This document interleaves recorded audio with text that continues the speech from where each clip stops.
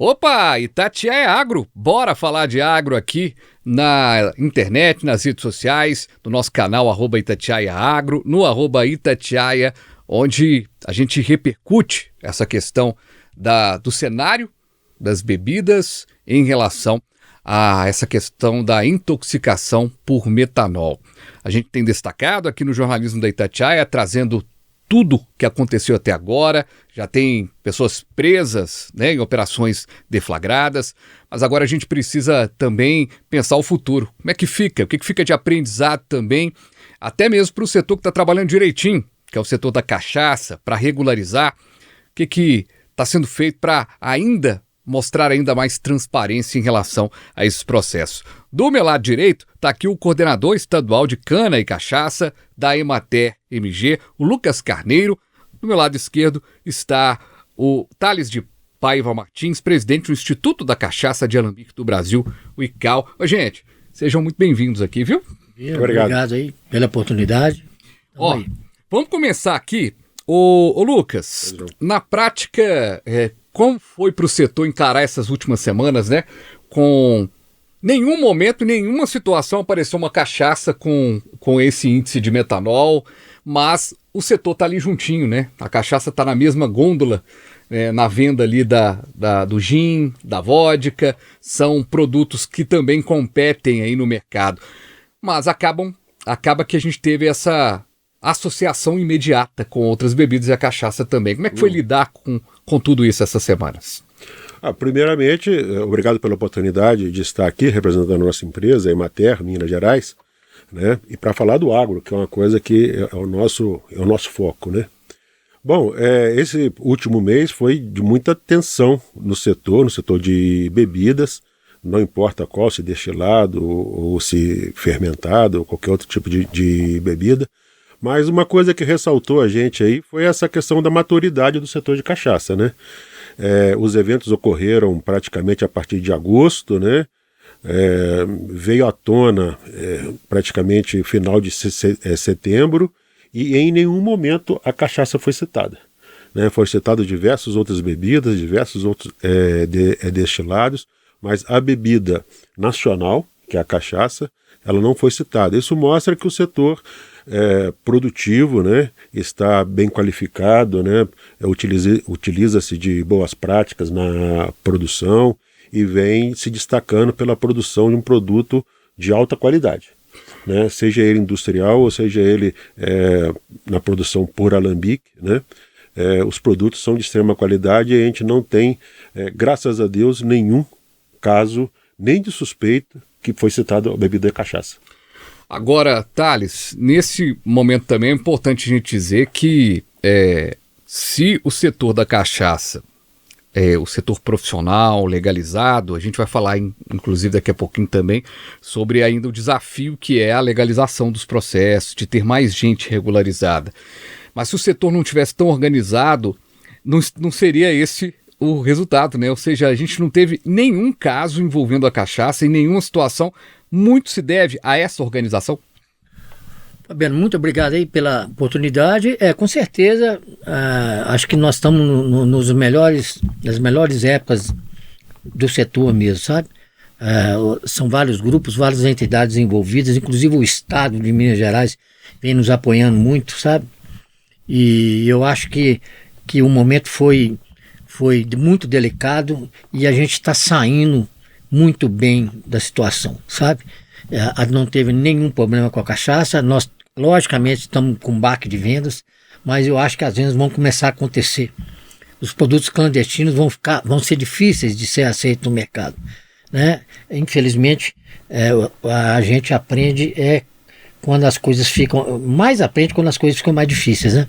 Então eu acho que muita gente agora vai entender que a legalidade de tudo que a gente tem que consumir, tem que estar bem na ponta, né? Então a gente tem que ser muito honesto, nós produtores, muito honestos com o cliente e os revendedores também, sabe? A clandestinidade é um problema para o setor, ou seja, que está tudo regularizado, está tudo certinho, acaba tendo que competir com alguém que não está certinho, que não está legalizado e usa o mesmo nome da bebida. É dificuldade? Olha, você imagina bem, né? A gente tem todo um processo, né? todo o envolvimento de plantar cana, de produzir a cachaça, de armazenar, de envelhecer, depois de colocar na garrafa e tudo, faz todo o processo e coloca para vender.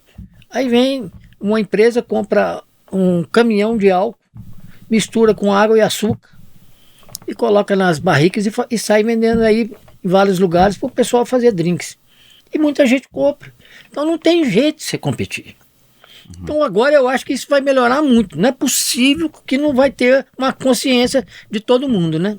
Ô Lucas, você acredita que esse movimento do metanol agora, né, na mídia e tudo mais, pode gerar essa valorização ainda maior? Quem é do setor e compreende o setor, quem adquire os produtos legalizados já sabe dessa diferença. Mas a grande população talvez passava batida e agora vai poder, de certa forma, ter essa noção de que a cachaça regularizada, plantada com a melhor, feita com a melhor cana, feita com todos os processos de sustentabilidade, é realmente um processo melhor?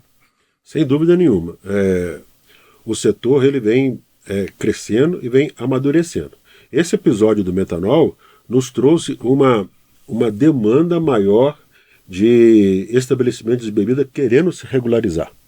Essa semana mesmo, semana passada, eu estive na região de Patos de Minas, onde eu fui visitar diversos produtores que estão aptos a se registrarem, né, e buscando e querendo ser registrados para eles poderem não perder mercado. Né? Então, essa busca por essa melhoria e por esse registro, né, eles têm buscado. Agora, é importante, por quê? Porque quem está na clandestinidade, ele pode não só trabalhar com uma bebida clandestina, como ele pode trabalhar com outros produtos que a gente nem conhece. Né? Agora, sendo um produto registrado, você tem toda uma garantia dos órgãos competentes, né, que certificam que aquele produto aquele alimento, que bebida é um alimento, né, aquele alimento está apto para o consumo. A cachaça, isso é muito importante o que você está dizendo agora. Então, dessas semanas para cá, a gente tem um movimento maior de produtores querendo se regularizar. E isso é um alento aí para vocês que estão em dia a dia? É um alento, porque estão vindo a nós, né? Estão nos procurando, não é a gente que está procurando, né? A vontade agora é deles. Esse é o diferencial, da ponta de quem está ali comercializando, né? E de que está fazendo a coisa acontecer. A gente está vivendo talvez... como a gente fala do Covid-19, não dá para dizer que a gente tomou algumas lições com o Covid-19 com 700 mil mortos. Não é o caso. E a mesma coisa do metanol. A moça que ficou sem a visão, as 5 pessoas as 5 mortes registradas, isso a gente não vai apagar jamais. Mas, economicamente, o setor, você acredita também que a gente vai sair realmente fortalecido com essa informação de várias pessoas tentando a regularização? A impressão que eu tenho, e com quem eu tenho conversado, é que vai sim, sabe? Que o setor de bebidas, ele vai sair, vai demorar um pouco, mas ele vai ajustar e vai ficar mais profissional, sabe? É a impressão que a gente tem. Eu acredito sim, sabe? Eu acho que se realmente os órgãos fiscalizadores entrarem pesado e começarem a atuar pesadamente em cima do pessoal que está fazendo esse tipo de coisa, e não estou falando só de quem vende, não é de quem vende, é de quem vende para o consumidor também, né? A ponta também, né? Porque esse também é responsável. Talvez seja até mais que os outros, né?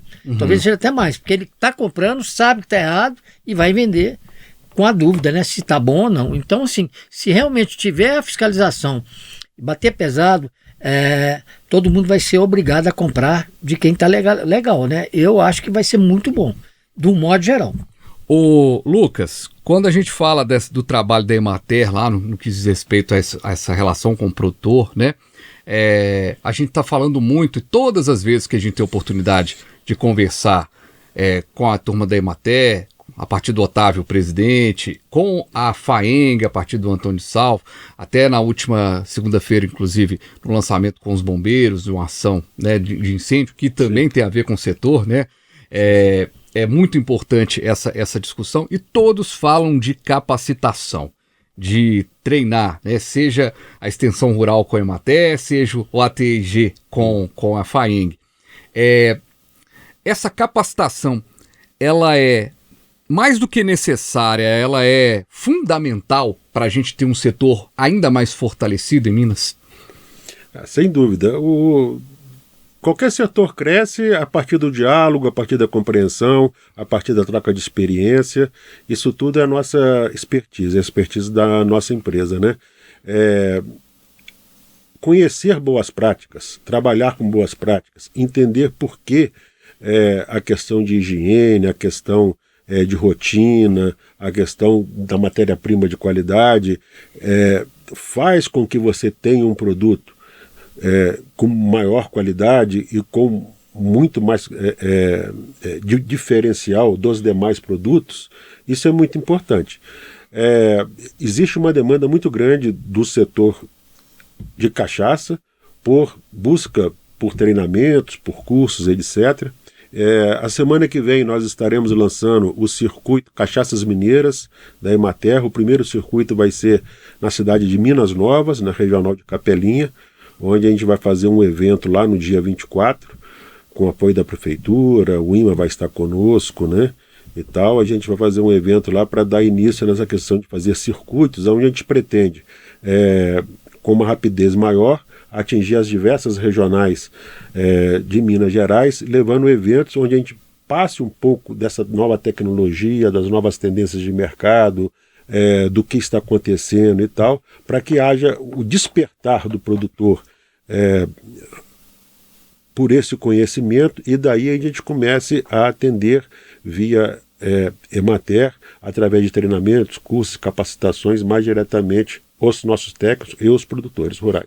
Qual que é de maneira geral, qual que é o raio-x que a gente tem da cachaça em Minas hoje? A gente está falando de quem que é esse produtor? Na maioria, produtor da agricultura familiar mesmo. Quem que é esse produtor de cachaça em Minas? Bom, o produtor de cachaça em Minas é um produtor de alambique, né? É um produtor que ele trabalha com batelada, né? Tem muito produtor com pouca produção, né? A maioria deles gira em torno de 100 mil litros a 120 mil litros. Existem alguns médios e grandes produtores que beiram em torno de 300 ou chegam até 400 mil litros, e os maiores que chegam a 2 milhões de litros. Essa produção embatelada é por etapa, é diária, cada bebida, cada dia é uma bebida distinta, mas quando vai juntando, né, se tem um lote mais apurado e mais adequado, né?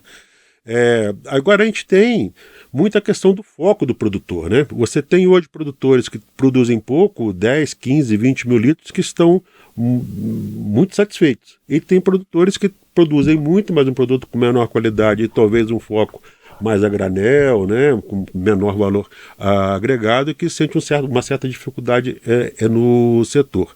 Então isso tudo depende de qual que é a sua visão do business, qual que é a sua visão do seu negócio, né? Como é que você enxerga, né? Aonde você quer ir, como que você quer chegar, né? E isso a gente também tem trabalhado muito, não só a nossa empresa, mas diversas outras instituições, principalmente as associações, para poder orientar o produtor a enxergar a atividade não como um hobby, mas como um negócio.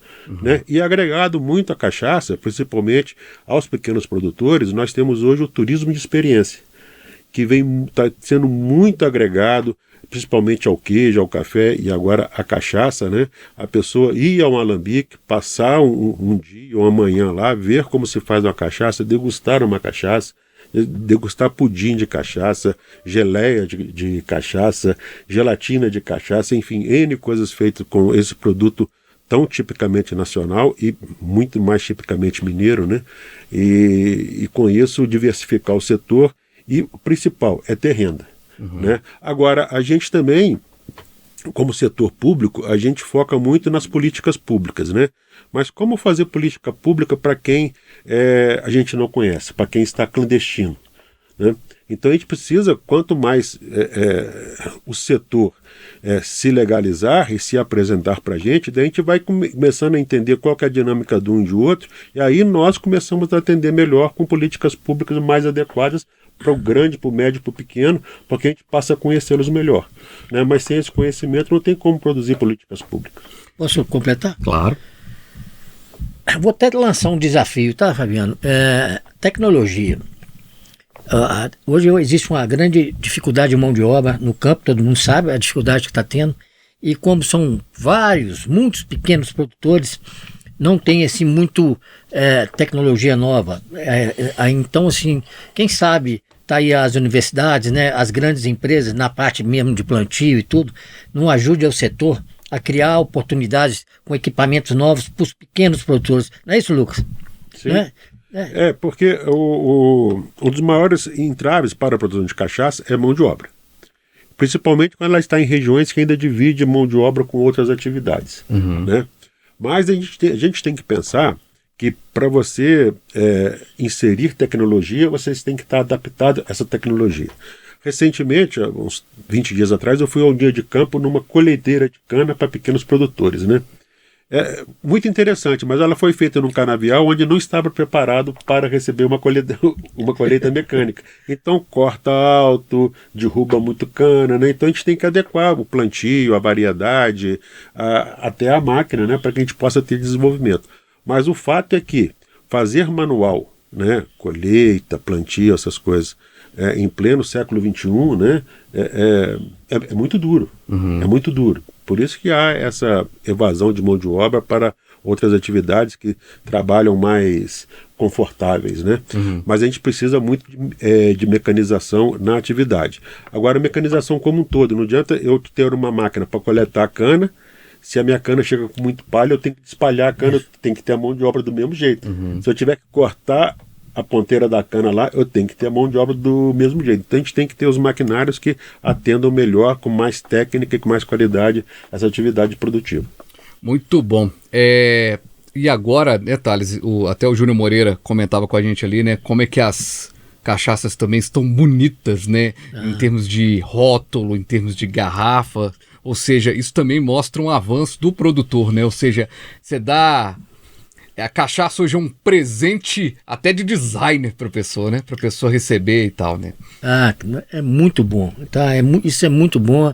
A gente está preenchendo uma lacuna, modificou o cenário completamente, né? Cachaça é um produto muito bem feito, muito bem feito, muito gostoso de se beber, se sabendo beber, né? E ele precisava disso. Então hoje você tem cachaça de todos os valores, né? Para todos os públicos, né? Então eu acho que nós estamos chegando no auge. O auge é quando realmente o pessoal parar de falar que cachaça é aquele cachaceiro ali. Não é assim, gente. Não é assim, né? A cachaça de alambique, ela tá lá em cima. Vou te falar, quem é o uísque para chegar perto da gente? Eu te falo isso com a maior propriedade. Quem é o uísque? Não chega mesmo, sabe? É só quem vive e sabe, quem conhece da bebida que sabe, entendeu? Muito bem. Gente, quero agradecer demais o Lucas Carneiro, coordenador estadual de cana e cachaça da Emater MG, o Thales de Paiva Martins, presidente do Instituto da Cachaça de Alambique. Gente, obrigado, sucesso aí na jornada e contem aqui com o Itatiaia Agro sempre para as novidades do setor e também para explicar, educar toda a população, todos os nossos ouvintes, no que diz respeito ao melhor consumo do melhor produto, que a partir da busca do consumidor por um produto de qualidade, a gente pode transformar uma nação. Obrigado, viu, querido? Muito obrigado, agradecemos. E o Itatiaia Agro está no rádio e em todas as plataformas da rádio mais ouvida do Brasil.